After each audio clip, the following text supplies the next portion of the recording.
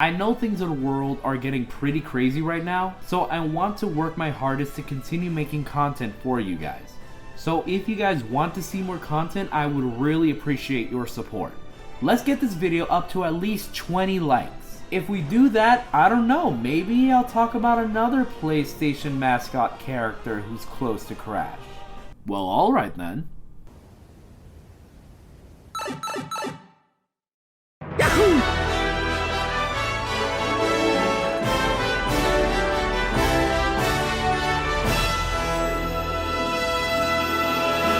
Yo, what is up guys? It is the Media Nut. Hope you guys are having a fantastic day. Make sure to like, comment, and subscribe, and welcome back to another Super Smash Bros. Video.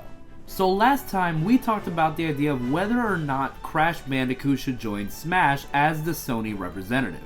And we've come to the conclusion that though he is a very iconic character who's highly requested for Smash, when implementing Sakurai's wish for a fun, dynamic, creative gameplay experience per DLC character, Crash might fall a little short. And though I still believe Crash has a very good chance of joining, I'm led to think who else would make a lot of sense to join Super Smash Bros.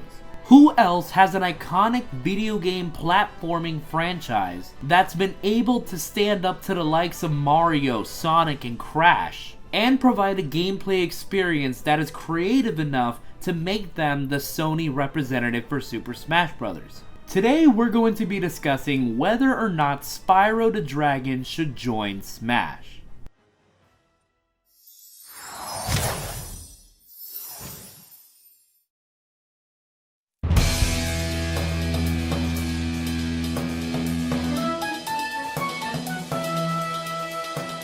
During the console wars, if you weren't playing a game that included Mario, Sonic, or Crash, you were probably playing a game based off of a spunky little purple dragon who would travel through other worlds collecting eggs and helping others. Similar to Crash Bandicoot, Spyro the Dragon is a beloved and well-known name within Sony's history. In fact, during the console wars, where Sonic and Mario were constantly at each other's throats, Crash and Spyro would consistently share the limelight. It's gotten to the point where these two characters weren't just friends, they were brothers. Please excuse my horrible Vin Diesel impression. Crash and Spyro has become this collaborative duo that would really stand the test of time. Whenever one would be down, the other would be there to pick them up. When Spyro was, rather infamously, rebooted into Skylanders, Crash was right there beside him. And more recently, when Crash received his insane trilogy, Spyro was right there to join his friend in the realm of remakes with the Reignited trilogy. Not to mention, Spyro is now a playable character in the award-winning game Crash Team Racing. So yeah, it's not a surprise that these two have a long history of camaraderie with each other. So for whatever reason, if one can't make it into Smash, I do feel like the other could. So in the off chance that Crash can't make it, I do feel like Spyro has a lot of potential. So like I mentioned before, just like Crash, Spyro is a video game icon and has shared the title with Crash as the PlayStation mascot back then during the console wars. With that in mind though, I do feel like Crash might be a little bit more well known or marketable compared to Spyro. So if Crash were to make it into Smash, I don't really feel like Spyro has a fair chance. Maybe as a spirit? Or part of a possible collaborative final Smash? But yeah, if Crash were to make it into Smash, I genuinely don't see Spyro making it. With that in mind, pushing iconography aside, I do feel like Spyro genuinely has more potential as a character than Crash in Smash. Starting with his design, I feel like you can definitely take a lot of inspiration from Spyro's history. If they decide to only use the Reignited trilogy design, I could see a lot of characters from Spyro's history be represented. Characters like Cinder, Sparks, Elora, Hunter. I could definitely see them be represented either through color variants or straight up spirits. All I'm saying is that Spyro has a lot of choices to work with when it comes to his character design alone. And if you think that's a lot, you should look at the ideas for his moveset. Now for a potential moveset for Spyro, I took a lot of inspiration from the original series as well as the Legend of Spyro series. But Mediana, don't you know that everyone hates Legend of Spyro? If there's anything that we as the internet do not like, it's blue-haired anime swordsmen having a different opinion than others, and the Legend of Spyro. Yeah, okay internet, I get it. A lot of people don't like Legend of Spyro. But even so, to make Spyro as interesting as possible, I do want to take inspiration from all of Spyro's history. And I do mean all of it. Again, I know that some people may not be fans of it, but it is a beat-em-up series, and what better than a beat-em-up or fighting game to use for potential movesets in Smash? As I mentioned in the Crash video, Smash is a celebration of all of video games history, whether good or controversial. So with that in mind, I feel like Spyro's neutral combos and aerials and smash attack can take a lot of inspiration from different games of his franchise. His standard attack can definitely be his standard combo within Legend of Spyro. Iconic moves from his classic games can also work in his standard attacks. His running charge attack could be his dash attack, and his horn attack could be his downward aerial. One thing that I think could make Spyro extremely original could be his aerial attacks. See, in the Legend of Spyro series, whenever Spyro jumps into the air, he has the opportunity to perform aerial combos. I could definitely see his neutral air being that said combo, whereas his other directional air moves could just be different moves that are references to his games. Speaking of references, his taunts could definitely have a lot of really cool references as well. Maybe make some of his taunts include sparks, just like how Joker incorporates Morgana. And of course, showcasing his snarky and sarcastic personality can work very well for taunts as well. His special moves, I feel, could come with a lot of different variety. Starting with his neutral B, I think it's fairly obvious that it would be his Fire Breath. With that in mind though, for his standard B, I think it would be a bit more interesting if we took the Shulk approach. Now, all throughout the Spyro franchise, Spyro has always had the ability to use different elements. So for his neutral B instead, how about we give him a similar move to Shulk's where you can cycle through multiple different elements that he can use for his other moves. So instead of it affecting his stats, it would actually affect the different moves that he would use for his other special attacks. Instead of his neutral B, his side B would actually be his breath attacks. After a lot of consideration, I feel like 4 different elements would suffice. Those elements being fire, electricity, ice, and earth. Choosing a different element will affect Spyro's other special moves. So going back to his side special, his regular side special will simply be his Fire Breath, as that's the move he pertains the most throughout his history. His Fire Breath is very similar to that of Charizard's and Bowser's. His Electric Breath would act a lot more like Zero Suit Samus's Phaser Gun, where a single concentrated electrical shot will be produced, and once it hits an opponent will cause them to be stunned temporarily. His Ice Breath will be very similar to the Ice Breath from the Ice Climbers, where it will most likely be his weakest breath, but if hit by it too often will cause the enemy to freeze.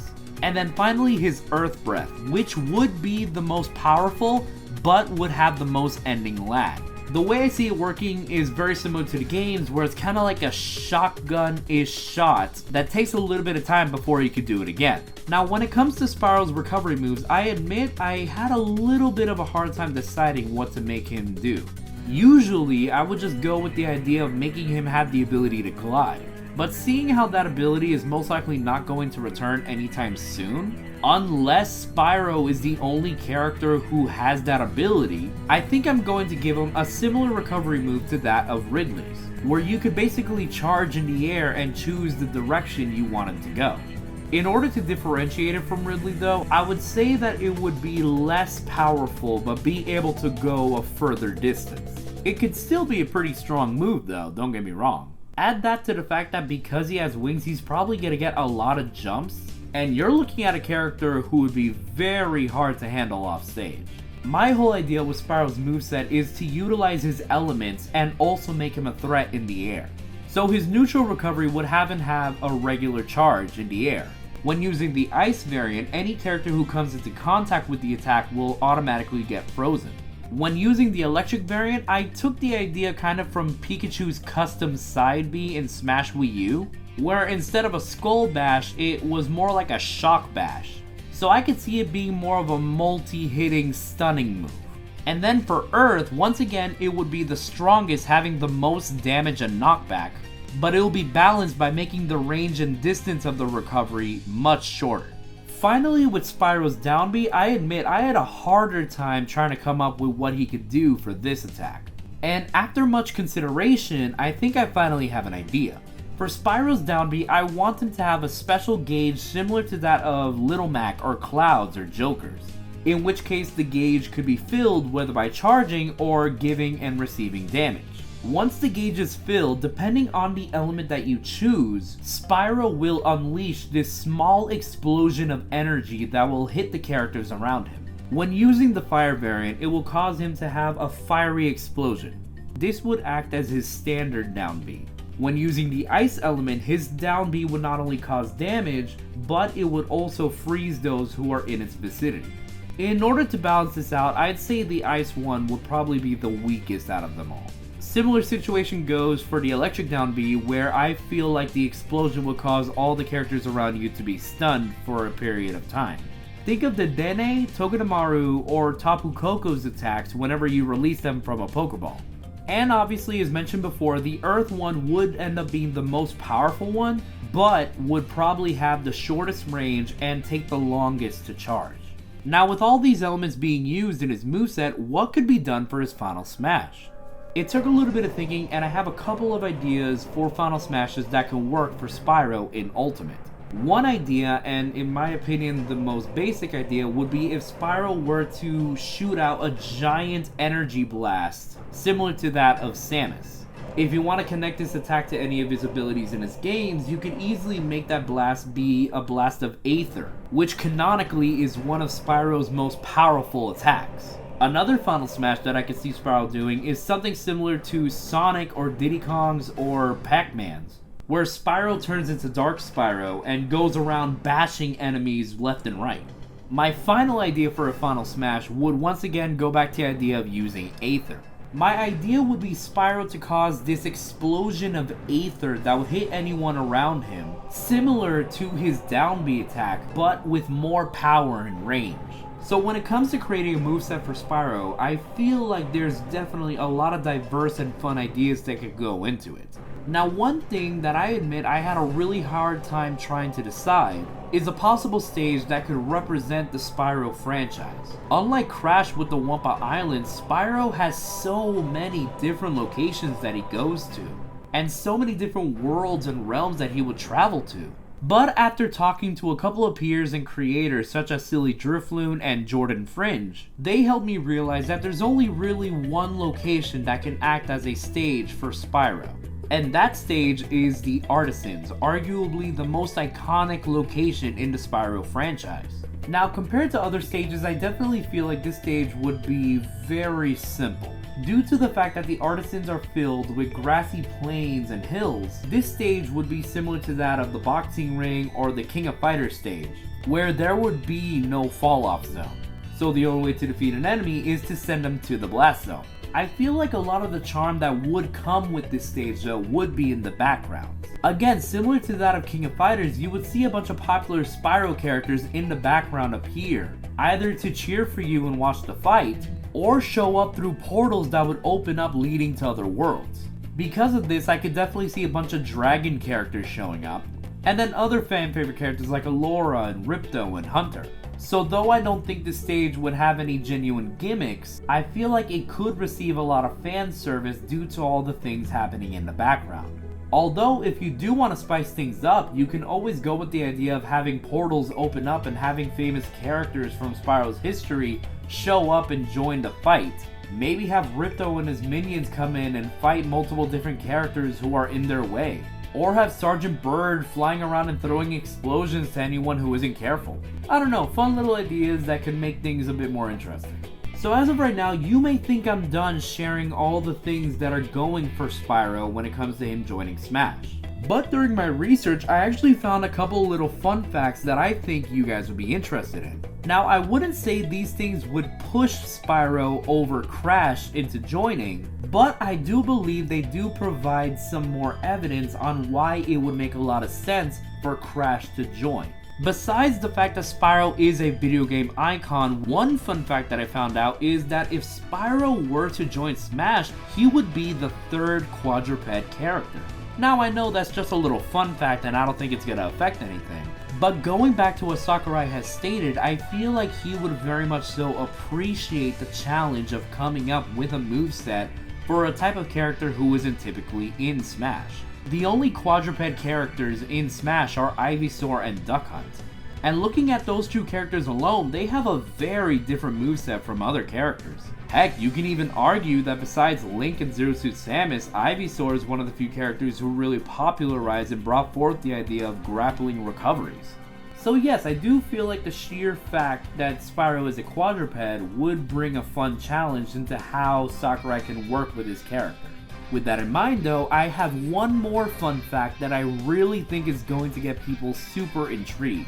Now, real quick, I want you to take a moment and look at the roster so far for Super Smash Bros. Ultimate. Just take a moment and look at every fighter there. It's okay, I'll give you a few seconds. You done? Alright, so then can you tell me what is missing from the roster? If you need to take another look, I'll give you 3 more seconds. Really pay attention to all the characters. Do you still not know? Well, in the many years that Super Smash Bros. Has been a franchise, filled with characters based off of humans, elves, robots, anthropomorphic and magical creatures, anime swordsmen, one character type that we are still missing to this day is a dragon. But Midiana, what are you talking about? Smash Bros. Is filled with tons of dragons. We got Bowser, Bowser Jr., Charizard, Ridley, Yoshi, and even Corrin. You see, that's not entirely true. First off, Bowser, Bowser Jr., and the Koopalings are all turtles. They just happen to breathe fire. Yoshi's just a dinosaur who used to have a Final Smash that gave him wings. But if you played any Mario game with Yoshi in it, you know that he always had the ability to eat things and shoot them out as fire. Charizard, even looking at Pokemon logic, is a fire flying type. He's a flying lizard at best. Maybe your argument would have been valid if they kept his Mega Evolution, but they didn't, so he's no longer even a dragon type. Now when it comes to Ridley, it has been confirmed in the Metroid games that he is a pterodactyl-like creature who happens to be a space pirate. So no, he is not a dragon. The only character here who comes the closest is Corrin, but even then, Corrin is only part dragon. They could transform themselves or parts of their bodies into the dragon, but they themselves are not a genuine dragon. So if Spyro were to join Smash, he would officially be the first ever fully fledged dragon fighter. And I don't know about you guys, but I find that to be pretty huge. What better character to introduce a dragon in Smash than the most famous video game dragon of all time? In the end, just like Crash, Spyro has a lot going for him when it comes to joining Smash. The only reason I feel like Spyro hasn't come up a lot in conversations when it comes to potential fighters in Smash is because so many people are so focused on Crash. And like myself, I feel like a lot of the gaming community see Crash and Spyro as that duo. So if they were to add Crash into Smash, I don't feel like Spyro would have that chance. And yes, I'll say it again, Crash has a lot going for him because of how well known and iconic and marketable he is. But with that in mind, I don't want anyone to sleep on the idea of Spyro joining Smash either. As I hope I made clear with this video, Spyro is arguably just as iconic. And along with that, I feel like Spyro has so much to offer, both in design and gameplay. For me, it really does feel like it makes a lot of sense for Spyro to join Smash. With that in mind though, I'd be happy if either of these two characters joined the roster. In a perfect world, I would love for both of these two characters to join. You know, including them and also like maybe Sora, you know, just saying hashtag Sora for Smash. As I've said many times, I do feel like Smash should include as many video game icons as possible. And when it comes to Crash Bandicoot or Spyro the Dragon, both of them are pretty freaking iconic. With that said, this is all just my opinions and I want to hear yours. Do you think Spyro the Dragon should join Super Smash Bros? Between Crash Bandicoot and Spyro, who would you prefer? And if neither, who do you believe should be the Sony representative for Super Smash Bros? Let me know and share all your opinions down in the comments below. I hope you guys enjoyed this video. Make sure to like, comment, and subscribe. Let's try to get 30 likes this time and show everyone why this community that we're building is so great. I hope you guys have a fantastic day, and don't forget to keep doing you, keep sharing laughs, and keep on rambling. See ya!